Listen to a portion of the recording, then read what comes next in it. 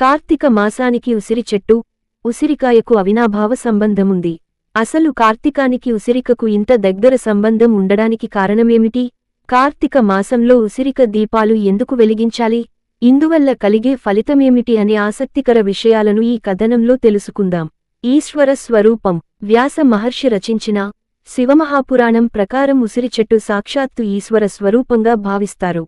అందుకే కార్తీక మాసంలో వచ్చే ఏకాదశి, సోమవారం, పౌర్ణమి తిథుల్లో ఉసిరి చెట్టు కింద దీపాలు వెలిగిస్తారు.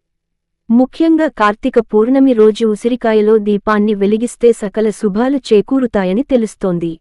లక్ష్మీదేవికి ప్రీతికరం. ఉసిరికాయ అంటే లక్ష్మీదేవికి ప్రీతికరం. అందుకే కార్తీక మాసంలో ఉసిరిక దీపం వెలిగించిన వారికి లక్ష్మీదేవితో పాటు శ్రీ మహావిష్ణువు అనుగ్రహం కూడా లభిస్తుందని విశ్వాసం. అంతేగాకుండా కార్తీక పౌర్ణమి రోజున ఉసిరికాయ దీపాన్ని వెలిగిస్తే నవగ్రహ దోషాలు తొలగిపోతాయని